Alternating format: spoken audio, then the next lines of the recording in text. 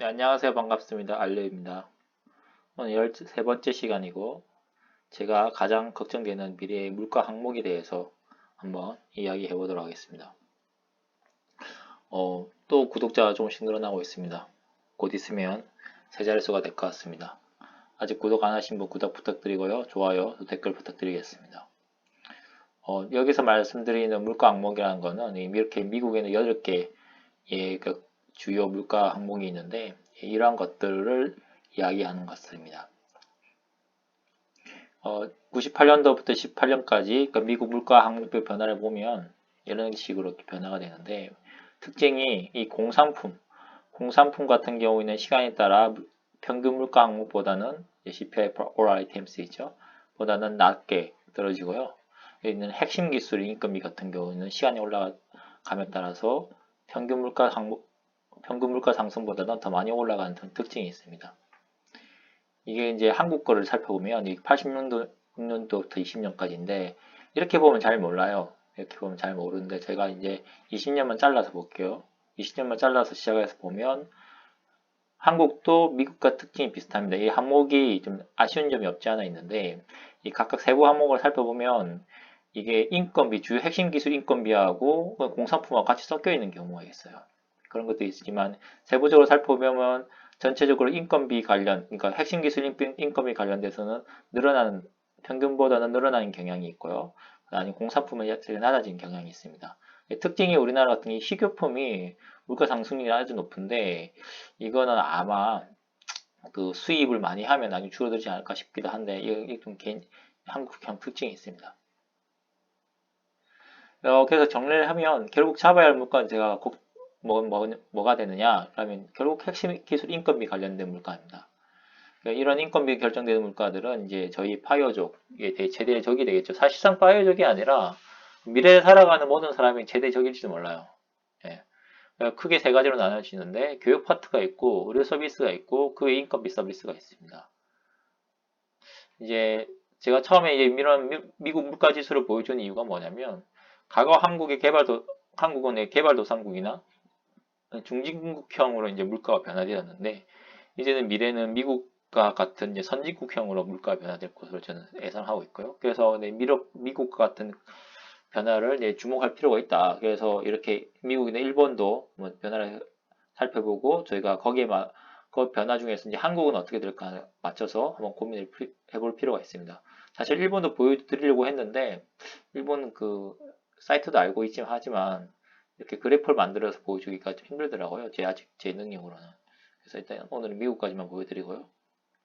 그래서 이제 세 파트로 좀 고민해보면 교육 파트는 어떤 게 있냐면 이제 저는 미혼이라서 사실상 관련이 없어요. 하지만 이제 자녀가 있는 파이어족이나 뭐 그런 어떤 파이어족이 아니라도 이 교육비 가동된 것은 이제 대응 준비를 철저히 해야 됩니다. 특히 사교육비 같은 경우에는 상승이 이제 물가 상승보다 아주 높습니다. 아주 높은 게 그냥 높은 게 아니고 정말 많이 높아요.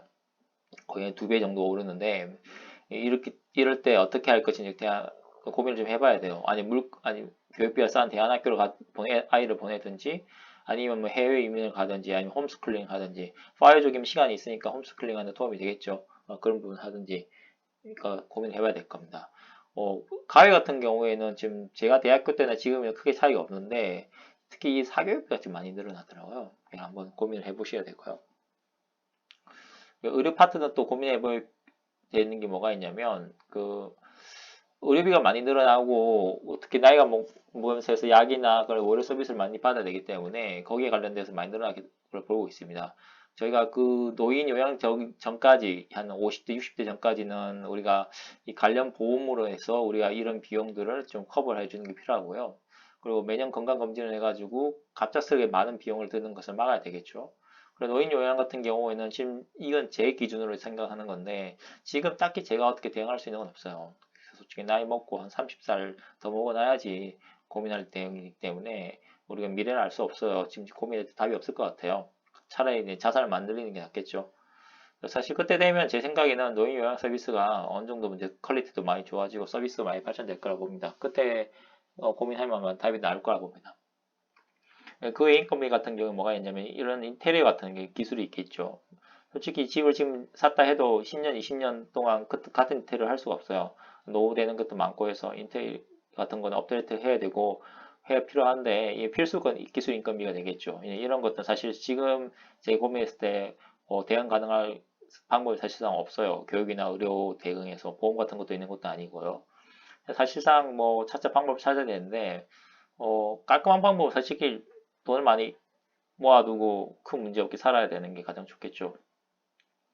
이런 수리 등과 같은 이런 인건비는 또 고민할 게 뭐가 있냐면 솔직히 이제 요즘 한국 같은 경우는 새로 사는 거하고 수리하는 거 비교하는데 휴대폰 같은 경우 고장나면 그냥 새로 사는 경우도 있거든요. 뭐 중고로든 뭐 그런 것도 고민해 볼 필요가 있죠. 왜냐하면 공산품 가격이 계속 떨어지니까. 옛날 같은 경우에는 80년대 같은 게 가전제품 고장나면 고쳤잖아요. 요즘은 뭐 가전제품 고장나면 고치기보단 그냥 새로 사는 게 더 낫잖아요. 이런 것들이 이제 더 세부 항목들이 더 늘어날 수 있는 거죠. 그럼 나중에 이런 주요 수리, 그러니까 아무래도 자동차 수리 같은 경우에는 이렇게 새로 사는 거가 힘들 수도 있어요. 그럴 경우에는 뭐 관련된 보험이 있다 하면 저는 만약에 들을 생각이 있습니다.